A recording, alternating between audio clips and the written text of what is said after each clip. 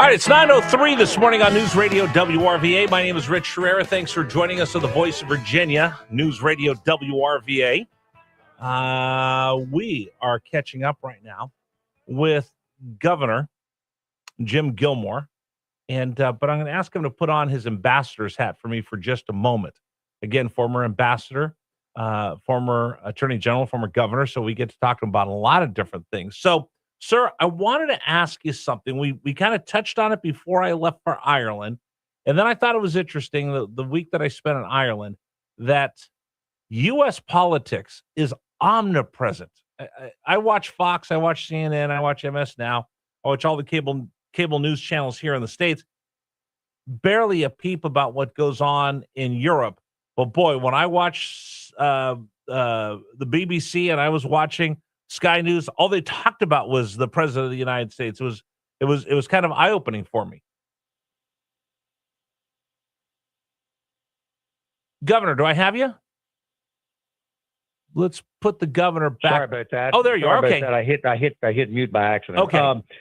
Listen, when I was United States ambassador in Vienna, Austria, my experience was that you really can't tear down the United States with so much. We're just so powerful and so rich and so influential. People always look to the U.S. for leadership, and that was my experience when I was there. To your listeners, a couple of things. I would encourage them to go back and read King Charles's speech to the United States Congress. That was a good speech, and it had a lot in it. It reaffirmed Western support for Ukraine. It reaffirmed Western support for NATO.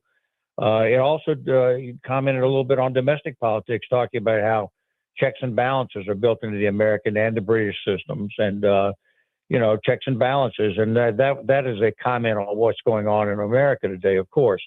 Oh, by the way, parenthetically, I'm amused by all the discussion you have about case officers with Governor Spanberger. I was trained as a case officer in the Army, Rich, Well, that's the part of, and again, full disclosure, that my son wants to go into the intelligence business when he joins the military. And that's what we're hoping to hear something in the next week or so. But a lot of times when I hear people talk about the governor, they just write off, oh, she's CIA, as if there's something bad about being an intelligence officer. I mentioned this. I guess I could share this. He's not in the agency anymore. I actually have a relative that was embedded in Afghanistan during Desert Storm. Had the right skin color, and he went in and grew out the beard and did the language training. He was actually out there talking to his dad. I mean, he's as brave as anybody else going out there undercover as an operative. So when we talk about these intelligence officers, these are nameless, faceless people that we don't know what they do, but thank God they're there. Well, look, I don't want to get you off your foreign policy discussion. I shouldn't have led you off in that that's particular okay. direction. I'll spin us back over there, I promise. Yeah. But, again, I think people ought to look at the King's speech. It's easy to find on the internet. As far as the case officer business, I think the implication is that Governor Spanberger was trained to mislead. Well, look, I mean, yeah, she ran as a moderate, and now she's in a position where this radical legislature is pushing her around, and she has to govern like them, which is pretty liberal, and that's not the way she ran. But that's a discussion for a later time here in Virginia. Right now, what we have to do is talk about, what's going on the referendum and what's going on overseas. I think you wanted to talk about Europe. I want to talk about Hungary because I don't understand. Again, I try to keep up on everything, but there's things that are just they're big and I need help with, and I go out and I reach out to people off the air, on the air. I wanted to get your thoughts on Hungary. I know that J.D. Vance had kind of campaigned and was leaning into Orban, who lost in a big time way to as far as retaining the power in Hungary. And I wanted to ask you, why is that important to America, and what did it mean? Yeah, on Saturday, I'm going to give a speech to the Republican Women's Federation in Virginia Beach, and I'm going to address some of these things and the direction of the Republican Party and the direction of our conservative movement, because the conservative movement's gotten a little strange the last several years. Yes. There's just no way that the conservatives in America ought to be supporting somebody like Viktor Orban. And I've watched that mutation over in that direction. I can tell you all that I'm breathing a big sigh of relief that the people of Hungary actually had a free election and could throw that guy out. And there's no way that Vice President Vance should have gone over there to campaign for that guy, because he's authoritarian. And Republicans are not for that. Conservatives are not for that kind of thing. At least that's my view, and I'll be continuing to talk about that. So he's out, and I don't believe that conservatives ought to be moving in that kind of Orban direction. And I've said so for a long time. Yeah, cozying up to the wrong people sometimes. And I think that's very, very interesting. I did want to get your thoughts of what we're seeing right now, that the fighting in the Middle East and Iran is gone.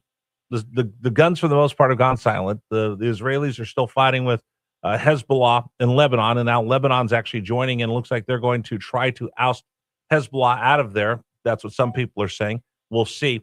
But we've gone now from a kinetic war, and we have a ceasefire. We have the blockage of the Strait of Hormuz by the Iranians and the U.S. Now it's become an economic war.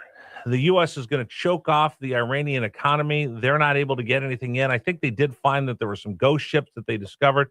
They're going to try to shut that down too. The Ghost Fleet still is running against all of these sanctions. And I wanted to get your thoughts where we are today, because it seems like Iran's trying to play that same game of, oh, we'll give you a little bit, then we're going to back off. They're Charlie Brown with the football, and she keeps pulling it back away. Yeah, look, the American start of this war together with the Israelis was intended to create a political goal, and that was to make Iran unable to attack anybody else, and particularly to develop a nuclear weapon. Well, you know, the original onslaught by Israel and the United States has not yet succeeded in that. So the president is trying economic efforts at this point, a blockade, sanctions, and all the rest of it. And we'll see if that works. I want it to work, because I think we all agree Iran can't have a nuclear weapon. If they get that, they transform the entire Middle East and the politics, and they transform the world politics, and they'd be just like another North Korea with nuclear weapons. Can I jump in? Can't do anything about. Yeah. Let me jump in. I don't think they'd be another North Korea. I think they'd be worse, because you do have some dead enders in there that would like to see the chaos that a nuclear bomb would set off. At least Korea has China to kind of hold them in place.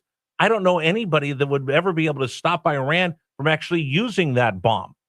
Well, and then they have a religious sort of attitude about things that justifies that kind of thing. So I think we all agree that can't be permitted. But on the other hand, we really can't get at that those nuclear canisters down. They're buried under that mountain with special forces or military.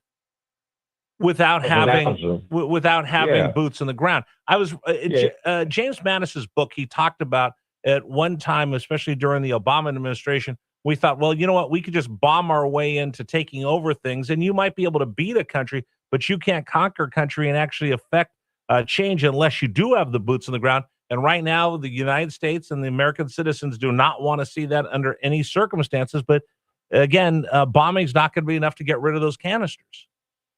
History, I think, has shown that air power alone doesn't change the politics of an adversary country, and that has not yet happened. So there's going to have to be some discussion about this as to whether or not we can achieve these military goals or not. Look, you got to watch all this negotiation that's going on, and whether the United States is able to actually achieve anything on this. But the blockade is intended to do that. But watch out, Russia's standing behind Iran. It's true that they're all tied up in Ukraine, and the Chinese are behind Iran. So it isn't going to be all that simple to try to do something about this. But the Iran war, I think, is going to be a wide discussion going on, and I'm certainly watching it, Rich. Oh, absolutely. And again, as they choke off, and I think they said there's 2 million jobs lost. The inflation is just completely out of control. And then the other thing to keep an eye on is how long can Iran, how much room they have left in their tanks, because once you shut down those oil wells, they're hard to restart. And if they're absolutely capacity and they can't get any ships in there, it could cripple the oil industry as well and Karg Island. So there's so much going on, but it's very interesting now. It's turned into be an economic battle where we're paying $4 a gallon. They have runaway inflation. Who blinks first? Well, the question is, can we achieve our political goal?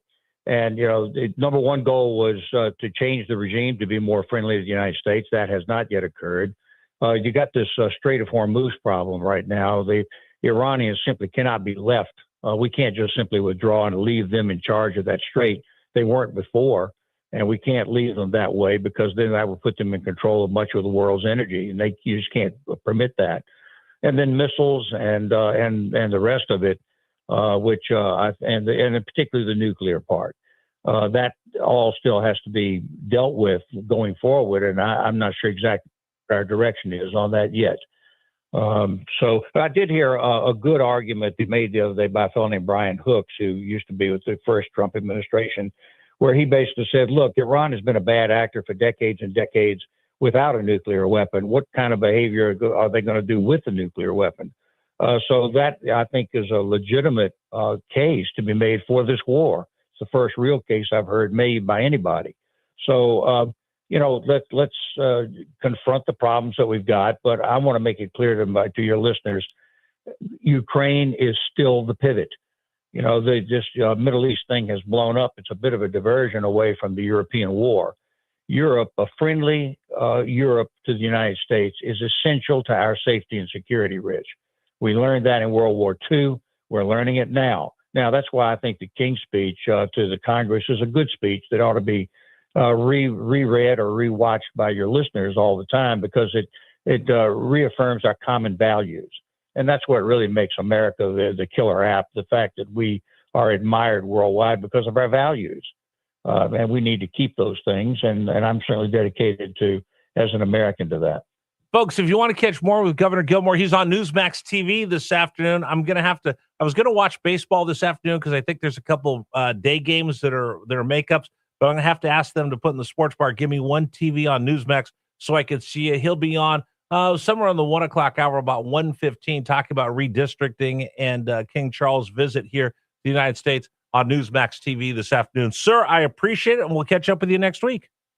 Thanks for the chance to talk to your listeners, as always. You're the best. Thank you so much. Governor Jim Gilmore joining us here on News Radio WRVA. All right. Super Dave,